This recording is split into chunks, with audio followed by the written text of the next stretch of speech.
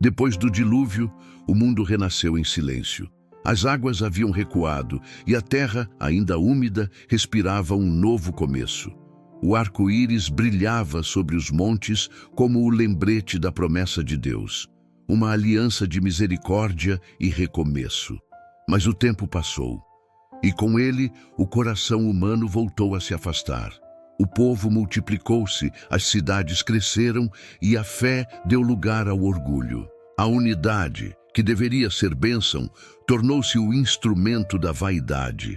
E quando o homem decidiu erguer o próprio nome acima do Criador, o céu precisou descer novamente, não com águas, mas com confusão.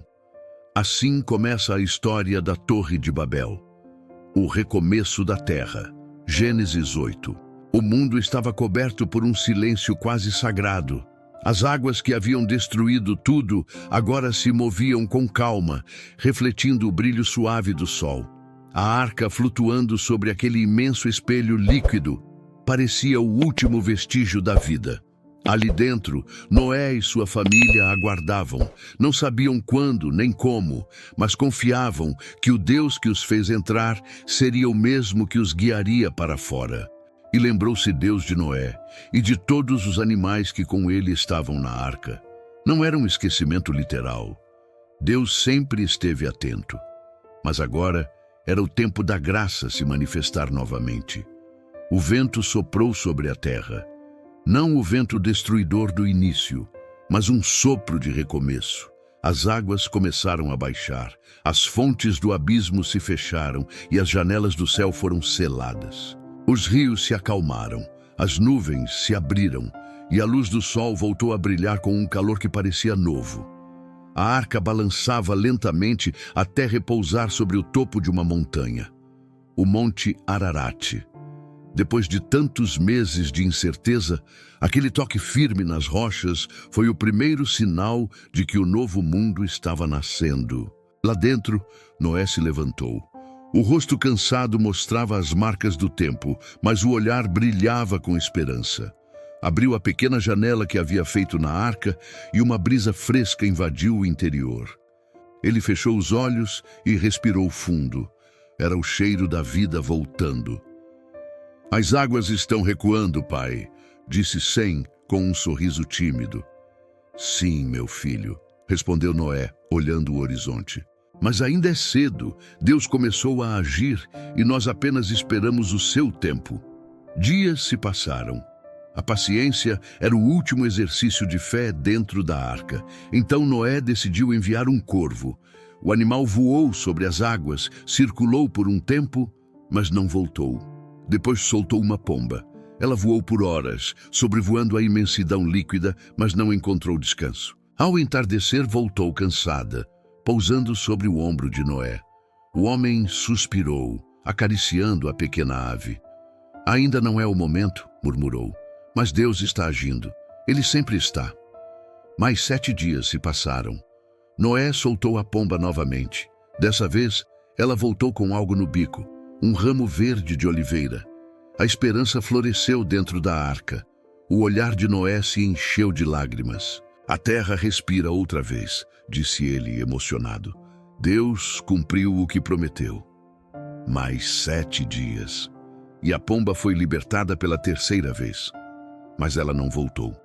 O silêncio da sua ausência significava uma nova mensagem. A terra estava pronta. Mesmo assim, Noé esperou. Não se guiava pelos sinais, mas pela voz. E quando Deus falou, ele ouviu. Sai da arca, tu e tua mulher, teus filhos e as mulheres de teus filhos contigo. Faze sair contigo todo animal, e frutificai, e multiplicai-vos sobre a terra. As portas foram abertas. Um feixe de luz atravessou o interior escuro. O ar fresco entrou, carregando o perfume de terra molhada e de folhas novas. Noé deu o primeiro passo fora da arca, não com pressa, mas com reverência. Se ajoelhou, tocou o chão e agradeceu em silêncio. Senhor, disse ele, as águas passaram, mas tua fidelidade permaneceu. E edificou Noé um altar ao Senhor, e tomou de todo animal limpo e de toda ave limpa, e ofereceu holocaustos sobre o altar. A fumaça subiu reta, dançando no ar até desaparecer no céu. E Deus sentiu o suave aroma do sacrifício. Então disse no coração: Nunca mais amaldiçoarei a terra por causa do homem, porque a imaginação do seu coração é má desde a sua mocidade. Enquanto a terra durar, sementeira e ceifa, frio e calor, verão e inverno, dia e noite, não cessarão. O sol começou a se pôr, pintando o céu de dourado e vermelho. As cores se espalharam pelo horizonte e então, lentamente, um arco de luz surgiu, o primeiro arco-íris. Ele curvava o céu como uma ponte entre Deus e a humanidade. Pai, disse Cam, apontando para o alto, o que é aquilo? É a promessa, respondeu Noé com voz trêmula. O sinal de que Deus nunca mais destruirá o mundo com águas. As crianças olharam maravilhadas. Os animais se espalharam pelos campos e o som da vida voltou a encher o mundo. As águas haviam purificado a terra, mas não o coração do homem.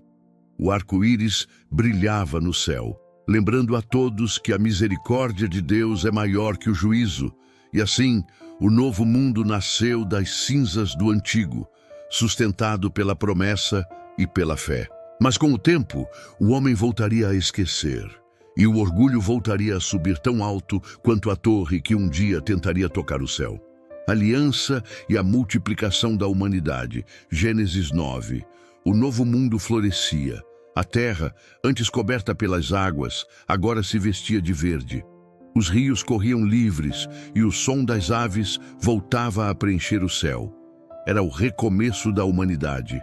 A vida renascia sob a promessa de um Deus que havia jurado nunca mais destruir a terra com o dilúvio. Noé e sua família caminharam pelas planícies, maravilhados. Os filhos, Sem, Cam e Jafé, olhavam em volta como quem pisa em um novo Éden. O ar era puro, o solo fértil e o horizonte parecia sem fim. Mas logo Deus falou novamente a Noé, não para destruir, mas para abençoar. Frutificai, multiplicai-vos e enchei a terra. O temor e o pavor de vós virão sobre todos os animais da terra, sobre todas as aves do céu e sobre tudo o que se move sobre a terra. Tudo o que se move e vive vos servirá de mantimento, assim como os vegetais vos tenho dado. A voz do Criador ecoava suave, mas poderosa, marcando o início de uma nova era. Deus estava restaurando a ordem da criação. O homem voltava a governar sobre os animais, mas agora com um lembrete. O domínio humano devia caminhar lado a lado com o respeito e a obediência ao Criador. O mesmo Deus que julgou com justiça, agora ensinava com misericórdia. A vida tinha recomeçado, mas a obediência ainda seria a chave da aliança. Noé ouviu atentamente enquanto Deus estabelecia novas instruções.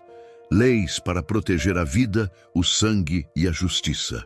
Certamente o sangue de vossas vidas requererei. Quem derramar o sangue do homem, pelo homem o seu sangue será derramado, porque Deus fez o homem à sua imagem. Essas palavras soaram profundas. Noé entendeu. A vida era sagrada. Cada ser humano carregava a marca do Criador. Aquele era o lembrete de que o coração humano precisava de limites para não se perder novamente. Então Deus fez algo grandioso. Selou uma aliança eterna com Noé e com toda a humanidade. O céu começou a mudar de cor. Nuvens se abriram e um raio de luz atravessou as alturas, formando um arco brilhante sobre o horizonte. Era o mesmo arco-íris, agora com significado eterno. Este é o sinal da aliança que ponho entre mim e vós, e entre toda criatura que está convosco por gerações perpétuas, disse o Senhor. O meu arco tenho posto nas nuvens, e ele será por sinal da aliança entre mim e a terra. Noé olhou para o céu, com lágrimas nos olhos. Seus filhos ficaram em silêncio, maravilhados com a glória que brilhava sobre eles. Toda vez que o arco aparecer, murmurou Noé, Deus lembrará da sua misericórdia. A promessa estava feita. O Criador havia selado um pacto não apenas com Noé, mas com toda a criação, com cada geração que viria depois. A justiça havia dado lugar à graça. Os dias passaram, as famílias cresceram, os campos floresceram e os filhos de Noé começaram a se espalhar. Os nomes de Sem, Cam e Jafé se tornaram o ponto de partida das futuras nações da terra. Mas mesmo entre bênçãos, o pecado ainda rondava. Certo dia, Noé plantou uma vinha. O sol quente fazia as uvas crescerem em cachos cheios e doces. Ele colheu, pisou e fermentou o vinho. Mas quando bebeu, se embriagou. A cena muda para uma tenda no meio da planície. Noé, embriagado, caiu em sono profundo, despido. Seu filho Cam entrou, viu a nudez do pai e zombou. Saiu rindo, chamando os irmãos. Venham ver! O grande Noé, o homem de Deus, está caído como um tolo. Mas Sem e Jafé não riram. Pelo contrário, caminharam de costas, segurando um manto sobre os ombros e cobriram o pai sem olhar. Respeitaram a dignidade daquele que havia obedecido a Deus quando o mundo inteiro se rebelara. Quando Noé despertou e soube o que acontecera, seu semblante ficou sério. O olhar, antes sereno, se tornou firme. Maldito seja Canaã, disse, referindo-se ao filho de Cã. Servo dos servos será entre seus irmãos. Bendito seja o Senhor, Deus de Sem, e Canaã lhe será servo. Alargue Deus a Jafé e habite nas tendas de Sem. Mesmo no Novo Mundo, o pecado ainda mostrava suas raízes. O coração humano havia sido poupado, mas não transformado. Anos se passaram. Noé viveu por 350 anos depois do dilúvio. E quando descansou, deixou para trás não apenas filhos e netos, mas o peso de uma promessa, a de que a obediência sempre seria o verdadeiro caminho de volta para Deus. O arco-íris brilhava sobre o vale, as famílias se multiplicavam, o mundo parecia em paz. Mas nas sombras do tempo, o orgulho esperava novamente sua chance de subir. A terra estava cheia de vida, mas o homem, mais uma vez, começaria a esquecer do Criador. E quando a unidade humana se tornasse um instrumento de rebeldia, Deus precisaria descer, não com águas, mas com palavras. A humanidade se espalha, e com ela o orgulho desperta outra vez. Os descendentes e o crescimento dos povos, Gênesis 10. O tempo passou. As gerações começaram a se multiplicar, e a terra, antes vazia, agora pulsava com vida. Homens e mulheres erguiam tendas, plantavam, criavam rebanhos e dominavam a arte de construir. Os descendentes de Sem, Cam e Jafé se espalharam pelos vales, montanhas e planícies, formando as primeiras famílias, aldeias e tribos. E destas 3 famílias veio toda a terra, e cada uma deu origem a povos, línguas e territórios.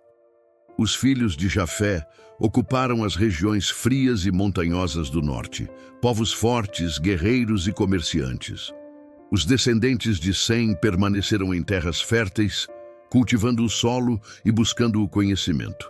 Mas foi entre os filhos de Cam que o orgulho começou a florescer com mais intensidade. Cam teve um filho chamado Cush, e de Cush nasceu um homem de nome poderoso, Nimrod. Desde cedo, Nimrod se destacava entre os demais. Tinha presença, força e uma voz que fazia multidões o ouvirem. Enquanto muitos ainda falavam de Deus, ele falava de poder. Por que viver sob o medo do céu? Dizia Nimrod. O dilúvio foi apenas o passado. Agora, o homem domina a terra. Este foi o primeiro homem a tornar-se poderoso na terra. Nimrod foi caçador diante do Senhor, mas não por devoção, e sim por ambição. A fama dele cresceu, construiu fortalezas, ensinou os homens a guerrear, a expandir territórios e a conquistar. As aldeias sob seu comando se uniram, formando as primeiras cidades da história. E a principal delas recebeu um nome que seria lembrado para sempre: Babel. O som dos martelos ecoava, as torres se erguiam, e o homem acreditava estar escrevendo a própria eternidade. Noé, já idoso, observava de longe as novas gerações. Sentado à sombra de uma árvore, olhava o horizonte e dizia em voz baixa: eles se multiplicaram, mas esqueceram quem os abençoou. Seus netos e bisnetos falavam de progresso, mas raramente de Deus. Os altares estavam vazios, o culto desaparecia, e o arco-íris, símbolo da aliança, era visto apenas como um fenômeno bonito do céu. A promessa ainda brilhava, mas o homem já não olhava para o alto. Nimrod continuava expandindo seu domínio. Ergueu Erech, Acade e Calné, cidades monumentais na terra de Sinear. Suas palavras inflamavam corações. Somos herdeiros de Noé, donos da promessa. Se Deus nos deu a terra, por que viver temendo o céu? Vamos construir, crescer e deixar o nosso nome gravado para sempre. As pessoas aplaudiam, e o orgulho humano, mais uma vez, se vestia de união e propósito. A unidade é uma força poderosa, mas quando não é guiada por Deus, torna-se o caminho mais rápido para a queda. Os povos prosperavam, os campos floresciam. As caravanas cruzavam as planícies, levando grãos, animais, metais e histórias. O comércio floresceu, e com ele a ideia de que o homem podia viver sem depender do Criador. As gerações de Sem seguiam uma linhagem de sabedoria e temor, guardando a lembrança do Deus verdadeiro. Mas entre os descendentes de Cam, especialmente na terra de Nimrod, o nome de Deus foi sendo trocado por títulos de realeza e poder. O homem começou a adorar a própria força, e o Criador, que havia poupado a terra, agora observava o coração dela se endurecer novamente. De cidade em cidade, o orgulho se espalhou como fogo. As torres cresciam, as praças se enchiam, os altares se esvaziavam. O povo falava uma só língua e compartilhava o mesmo pensamento: podemos alcançar o céu. O som de flautas e tambores ecoava nas noites. Festas eram realizadas em homenagem aos líderes humanos. O nome de Nimrod era cantado como o de um deus. Vejam o poder de nossas mãos, gritava ele diante das multidões. Erguemos cidades, moldamos metais e dominamos a terra. Se o céu é o trono de Deus, então construiremos uma escada até lá. As pessoas vibravam. O vento soprava forte sobre o vale de Sinear, levantando poeira e fumaça. Assim, o homem que havia sido salvo pela misericórdia começou a preparar sua própria ruína. O mesmo coração que Deus preservou nas águas agora se elevava contra ele, e a semente do orgulho germinava novamente, pronta para dar fruto em forma de uma torre. A câmera mental se afasta, mostrando o vale de Sinear repleto de vida e movimento. Famílias, rebanhos, construções e um povo cheio de energia. Mas por trás daquela prosperidade havia algo invisível crescendo: a rebelião. O som dos martelos e fornos ecoa ao fundo, misturado a vozes humanas em perfeita harmonia. A terra parecia unida, mas o céu, silencioso, observava. A mesma união que um dia ergueu altares de adoração, agora se voltava para erguer muros de vaidade. E quando o homem decidiu subir, Deus decidiu descer. A Torre de Babel e o julgamento de Deus. Gênesis 11. O sol ardia sobre o vale de Sinear, e o som de martelos e fornos ecoava por toda a planície. O ar estava pesado de calor e fumaça. Homens trabalhavam sem descanso, moldando tijolos e queimando argila, construindo algo que acreditavam ser grandioso o suficiente para tocar o céu. As mãos estavam cobertas de cal, os rostos de suor e o coração de orgulho. Unamo-nos, gritavam um dos líderes erguendo uma pedra ao alto. Não seremos mais lembrados como filhos de Noé, mas como criadores do nosso próprio destino. A multidão respondeu com gritos e aplausos. O som se espalhava como um rugido. Eles não construíam apenas uma torre, construíam uma ideia, uma rebelião disfarçada de progresso. No topo de tudo estava Nimrod, o homem que acreditava poder se igualar aos deuses. Ele observava o movimento do povo com um sorriso satisfeito. A torre já alcançava as nuvens mais baixas e os ventos batiam contra a estrutura com força. Mesmo assim, o trabalho não parava. E era toda a terra de uma mesma língua e de uma mesma fala. E disseram uns aos outros: Vinde, façamos tijolos e queimemo-los bem. Os homens se tornaram um só corpo, um só pensamento, um só orgulho. O eco de suas vozes preenchia o ar como se quisessem forçar o próprio céu a ouvi-los.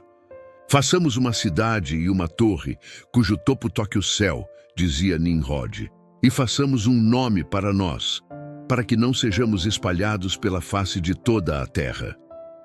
A torre crescia, mas o coração do homem se afastava cada vez mais do Criador. Quanto mais subiam, menos olhavam para o alto. As paredes se erguiam, o som das bigornas ecoava e a poeira subia como névoa dourada. Era um espetáculo de grandeza humana e de cegueira espiritual. Lá do alto dos céus, Deus observava e, com um olhar compassivo, mas firme, decidiu descer. O vento mudou. As nuvens se agitaram. O barulho cessou por um instante, como se até o tempo tivesse parado para ouvir o som da voz divina. Desçamos e confundamos ali a sua linguagem, disse o Senhor, para que não entenda um a língua do outro. Um trovão retumbou nos céus. Os ventos sopraram em direções opostas. A poeira se levantou, cobrindo a cidade. E de repente, o caos. Um homem pediu uma pedra. O outro respondeu em uma língua que ele nunca ouvira antes. O pedido virou grito. O grito virou confusão e a confusão desespero. Trabalhadores deixaram cair suas ferramentas. Grupos começaram a discutir, cada um falando uma língua diferente. Ninguém mais se entendia. O que você está dizendo? Não compreendo. Traga o tijolo. O quê? As vozes se multiplicaram em sons desconhecidos. A unidade se desfez em segundos. O povo que antes trabalhava como um só corpo, agora se dividia como cacos de vidro. E cessaram de edificar a cidade, porque o Senhor confundiu a linguagem de toda a terra. O rugido da multidão se transformou em silêncio. Nimrod, no topo da torre, olhava perplexo para o que via lá embaixo. Homens que antes o seguiam agora se dispersavam, gesticulando, tentando se entender em vão. "O que aconteceu?" gritou ele, batendo o punho na pedra, mas não houve resposta. Cada um falava um idioma diferente. O vento soprou com força, derrubando andaimes e quebrando parte da estrutura. A torre, que parecia eterna, começou a ruir. O orgulho humano despencava junto com ela. As pessoas fugiam em direções opostas, para o norte, o sul, o leste e o oeste. Cada grupo levou consigo sua língua, seus costumes e seus deuses, e assim nasceu a diversidade dos povos, não como um plano humano, mas como um ato de Deus. Por isso se chamou o nome daquela cidade Babel, porque ali o Senhor confundiu a linguagem de toda a terra, e dali os espalhou o Senhor sobre a face de toda a terra. O vento cessou, o silêncio voltou. E o vale, antes cheio de vozes e ambição, agora estava vazio. Entre as ruínas da torre, Nimrod ficou de pé olhando para o alto. As nuvens se abriram e o sol brilhou sobre o que restava do sonho humano. O olhar dele, antes altivo, agora era de derrota. O homem que quis tocar o céu havia sido tocado pela soberania de Deus. A torre nunca foi concluída. A obra que começou como símbolo de união terminou como lembrança da confusão. O homem tentou subir, mas Deus desceu. E mais uma vez, o Criador mostrou que nenhum poder humano pode se sustentar quando é erguido sobre o orgulho. Babel se tornou o eco eterno da soberba humana, e o ponto onde Deus, com amor e autoridade, lembrou o homem de que o céu nunca será alcançado por mãos de barro. O vento soprava sobre as ruínas de Babel. O silêncio dominava o vale onde antes se ouviam gritos de triunfo. As torres inacabadas lançavam sombras longas sobre a terra rachada, e o eco distante das vozes confundidas parecia ainda percorrer o ar. O homem tentou alcançar o céu com as próprias mãos, mas esqueceu que o céu só pode ser alcançado com o coração. As pessoas estavam espalhadas. Os grupos que antes trabalhavam lado a lado, agora seguiam caminhos diferentes.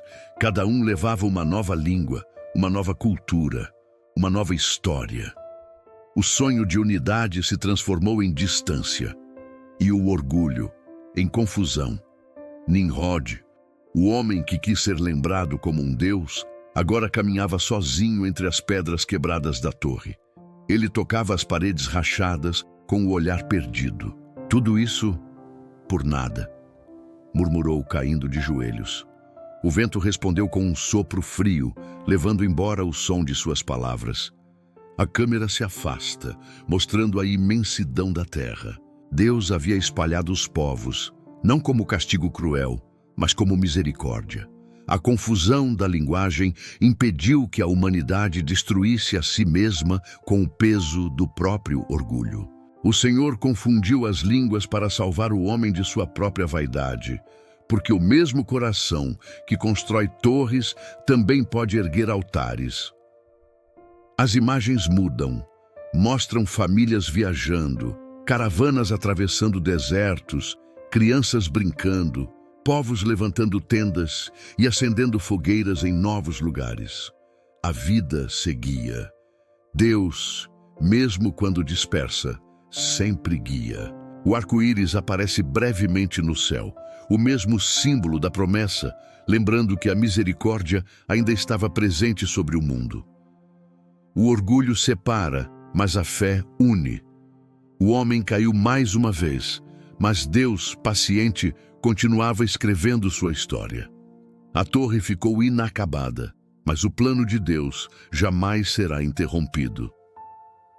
As gerações se multiplicaram novamente. A terra se encheu de cidades, reinos e impérios. O tempo passou e o mundo começou a mudar. Mas uma pergunta permanecia no coração humano: por que o sofrimento existe?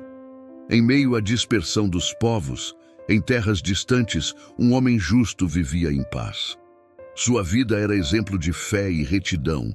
Ele temia a Deus e se desviava do mal. Seu nome era Jó. A cena muda lentamente. O vento sopra sobre um deserto dourado.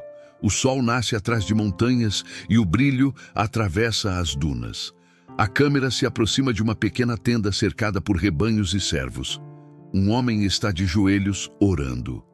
Senhor, diz ele com voz firme e sincera, tu me tens dado tudo e tudo te pertence.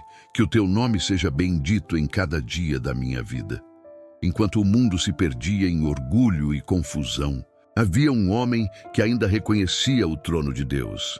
Cenas rápidas mostram os filhos de Jó sorrindo, as mesas cheias de pão, os campos férteis, os animais pastando em harmonia. Tudo ao redor dele parecia perfeito, mas acima das nuvens, algo começava a se mover. O céu escurece lentamente, raios sutis cruzam o firmamento.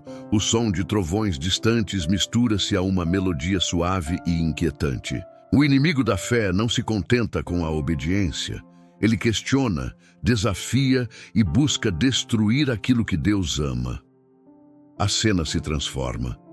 O ambiente muda do deserto para um lugar invisível, o trono celestial. Uma luz intensa cobre o cenário. E entre os seres celestiais que se apresentam diante de Deus, surge uma sombra. De onde vens? Pergunta o Senhor. A sombra responde com voz fria, de rodear a terra e passear por ela. Observaste o meu servo Jó? Pergunta Deus. Homem íntegro e reto, que teme a mim e se desvia do mal. A voz responde, por acaso teme Jó a Deus de graça? Toca em tudo o que ele tem, e verás se não te amaldiçoa em tua face. O silêncio toma conta da cena. O olhar de Deus é firme. Tudo o que ele tem está em tuas mãos, diz o Senhor, mas contra ele mesmo não estendas a tua mão. A sombra se retira e o som do vento volta, agora com um tom sombrio e distante. A câmera retorna ao deserto. Jó se levanta, olha para o horizonte e suspira, sem imaginar que o céu acabara de autorizar a prova mais intensa de sua vida. A torre caiu por causa do orgulho. Agora, um homem seria levantado para provar que a fé é mais forte do que a dor. No próximo episódio, o justo em prova. A história de Jó e o confronto invisível, Jó 1:5.